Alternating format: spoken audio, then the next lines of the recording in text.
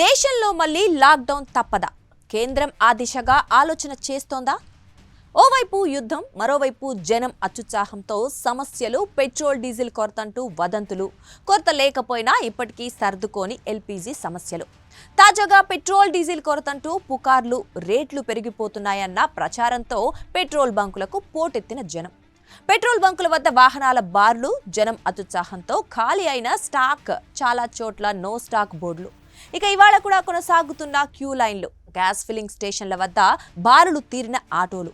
వదంతులు నమ్మొద్దంటున్న అధికారులు, ఫ్యూయల్ కొరత లేదంటోన్న పెట్రోలియం డీలర్ల సంఘం. హెచ్పీసీఎల్, ఐఓసీఎల్, బీపీసీఎల్ వద్ద నిల్వలు సమృద్ధిగా ఉన్నాయని ప్రకటన. సరఫరా కూడా మామూలుగానే ఉందన్న సంఘం. ఈ నేపథ్యంలో లాక్డౌన్ పై సోషల్ మీడియాలో చర్చలు. వారం రోజులు లాక్డౌన్ విధిస్తే పరిస్థితులు కుదురుకుంటాయంటూ ప్రచారం. సరిగ్గా 6 ఏళ్ల క్రితం అంటే 2020 మార్చి 24న ప్రకటించిన దేశవ్యాప్త కోవిడ్-19 లాక్డౌన్ అంశం మరోసారి తెరపైకొచ్చింది. దేశంలో లాక్డౌన్ అనే అంశంపై గూగుల్ వేదికగా మంగళవారం రోజంతా చర్చ సాగింది.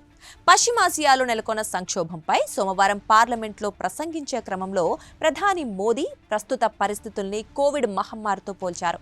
ప్రపంచ ఇంధన సరఫరా వ్యవస్థకు ఏర్పడిన అంతరాయాన్ని ఎదుర్కోవడానికి కోవిడ్ మహమ్మారి వ్యాప్తి సమయంలో చూపినటువంటి సామూహిక సహనం, ఐక్యత, సంసిద్ధతను ప్రజలు ప్రదర్శించాలని ఆయన కోరారు.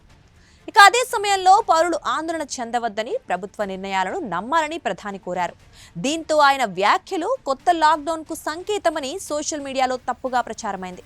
నాటి దేశవ్యాప్త దిగ్బంధం, ఖాళీ రోడ్లు, లక్షలాది మంది వలస కూలీలు కాలినడకన సొంతూళ్లకు పయనం కావటం, కార్యాలయాలు అకస్మాత్తుగా వర్క్ ఫ్రం హోం విధానంలోకి మారటం వంటి ఆనాటి దుర్భర పరిస్థితులు పునరావృతం అవుతాయేమోనని నెటిజన్లు కంగారు పడ్డారు. దీనికి తోడు అంతర్జాతీయ ఇంధన సంస్థ ఇంధన పొదుపు కోసం 10 సూచనలు చేస్తూ వాటిని కోవిడ్ తరహా చర్యలుగా అభివర్ణించింది. అయితే ఇది కూడా సోషల్ మీడియాలో తప్పుగా వ్యాప్తి చెందింది. ఐఈఏ పేర్కొన్న స్వచ్ఛంద అనే పదాన్ని తీసేసి ఇది ప్రభుత్వం విధించబోయే తప్పనిసరి ఆదేశమంటూ సామాజిక మాధ్యమాల్లో కొన్ని పోస్టులు చక్కర్లు కొట్టాయి. దీంతో ఇవన్నీ ప్రజల్లో నెలకొన్న ఆందోళనకు మరింత అగ్గిరాజేశాయి. నెట్టింట లాక్డౌన్ చర్చకు కారణమయ్యాయి. కాగా దేశంలో ప్రస్తుతం నెలకొన్న పరిస్థితులకు లాక్డౌనే సమాధానం అంటూ మరికొందరు వాదిస్తున్నారు. యుద్ధం కారణంగా ఇబ్బందులు ఉన్నా దేశంలో ప్రస్తుతానికి ఇంధన కొరత లేదని ప్రభుత్వం చెబుతోంది. నివేదికలు కూడా ఇవే చెబుతున్నాయి. అయినా జనం అత్యుత్సాహం కారణంగా సమస్యలు తలెత్తుతున్నాయి. పెట్రోల్, డీజిల్ కొరత ఏర్పడనుందంటూ వదంతులు రేగడంతో జనం ఒక్కసారిగా పెట్రోల్ బంకులకు పోటెత్తారు. మంగళవారం సాయంత్రం హైదరాబాద్లో దాదాపు అన్ని ప్రాంతాల్లోనూ ఈ పరిస్థితి కనిపించింది. పెట్రోల్ బంకుల వద్ద వాహనదారులు బారులు తీరి కనిపించారు. దీంతో పలు చోట్ల ట్రాఫిక్ కూడా తీవ్ర అంతరాయం ఏర్పడింది. ఈ దెబ్బకు చాలా చోట్ల అర్ధరాత్రి అయ్యేసరికి పెట్రోల్, డీజిల్ నిల్వలు అయిపోయాయి. దీంతో నో స్టాక్ బోర్డులు దర్శనమిచ్చాయి. గ్యాస్ ఫిల్లింగ్ స్టేషన్ల వద్ద ఆటోలు బారులు తీరాయి. ఇప్పటికే 15 రోజుల క్రితం ఎల్పీజీ గ్యాస్ విషయంలోనూ ఇదే పరిస్థితి తలెత్తింది. ఇక ఈ సమస్యలు ఇప్పటికీ సర్దుకోలేదు. వీటికి ప్రతిపక్షాలు కూడా వంతపాడుతున్నాయి.